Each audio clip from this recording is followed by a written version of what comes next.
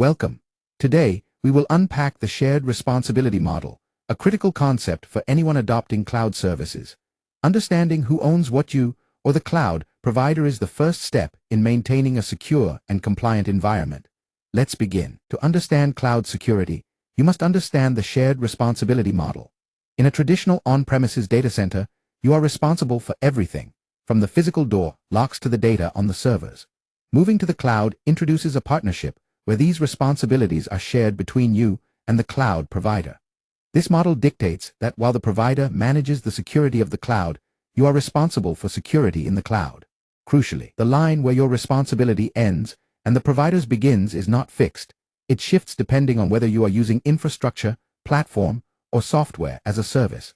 This diagram illustrates the transition from on-premises to the cloud.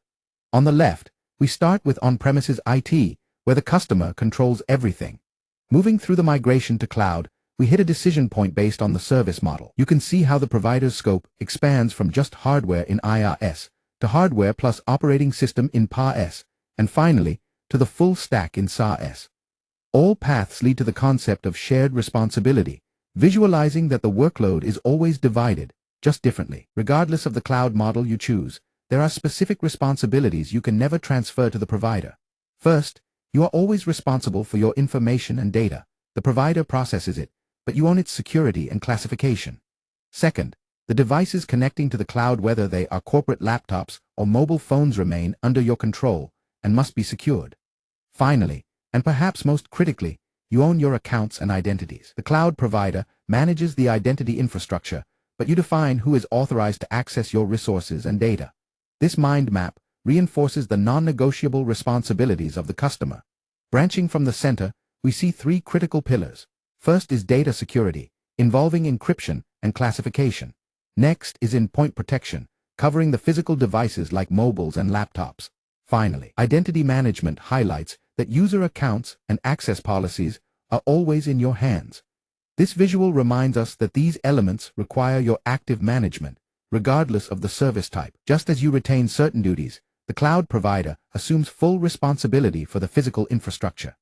This includes the physical data center itself, ensuring reliable power, cooling, and strict physical security against unauthorized entry. The provider also manages the physical network, including the miles of cabling and networking hardware required to connect services. Furthermore, they maintain the physical hosts, the actual servers that run the virtualization layer. This offloading of physical maintenance is a primary benefit of the cloud, allowing you to focus on digital assets rather than hardware repair. Here we define the cloud provider scope using a class diagram. The main class includes the physical data center, network, and hosts. These are linked to specific maintenance tasks like hardware repairs and physical security. This diagram creates a clear mental boundary. If you can touch it physically, the cloud provider likely owns it. This abstraction is foundational to the shared responsibility model. In an infrastructure as a service, or IaaS model, the customer carries the most responsibility. While the provider handles the physical hardware, you are responsible for the operating system, including patching and updates. You also manage network controls, such as firewalls, and all applications installed on the virtual machines. Essentially, IaaS gives you the flexibility of virtualization without the cost of physical hardware, but it requires you to perform many of the same administrative tasks as an on-premises server. This stack diagram visualizes the IaaS model. The top block, colored orange, represents the customer's responsibility, which extends deep into the stack, covering applications down to the operating system. The bottom block, in blue, shows the provider's layer, handling virtualization down to networking. This visualizes that in IaaS, you are building on top of the provider's hardware, but you own the entire software stack. With platform as a service, or PaaS, the balance shifts further toward the provider. Here, the provider manages the operating system, middleware, and runtime environment. This frees you from tasks like patching servers or managing database engines. Your responsibility narrows to your specific applications and the data they process. For example, if you use a PaaS database, you don't patch the server, you simply manage your database schema and data access. This model is ideal for developers who want to focus on code rather than infrastructure. In this PaaS stack diagram, notice how the provider's blue block has grown significantly compared to the previous slide. It now consumes the OS, middleware, and runtime layers. The customer's orange block is reduced to just applications and data. This visual shift demonstrates the platform concept. The provider gives you a pre-built platform to run your code, removing the burden of lower-level management. Finally, we have software as a service, or SaaS. In this model, the provider manages the entire stack, from the physical data center up to the application software itself. You are essentially leasing the software. Your responsibility is focused almost entirely on the data you put into the system and controlling who has access to it. You don't patch the software or configure the network. You simply use the service. This requires the least amount of technical management, but offers the least customization control. This SaaS stack diagram shows the provider taking on the maximum load. The blue provider block now encompasses everything from networking all the way up to the applications layer.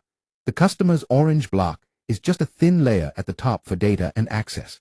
This visually confirms that in SaaS, you are a user of the software, not a manager of it. To summarize, the shared responsibility model is a gradient. As you move from on-premises to IaaS, PaaS, and SaaS, the provider takes on more responsibility, reducing your operational burden. However, it is vital to remember that shared means partnership. If the provider secures the data center, but you leave your passwords exposed, the system is vulnerable. Adopting a zero-trust strategy verifying every request explicitly is crucial across all these models to ensuring your slice of the responsibility pie remains secure. This bar chart summarizes the lesson.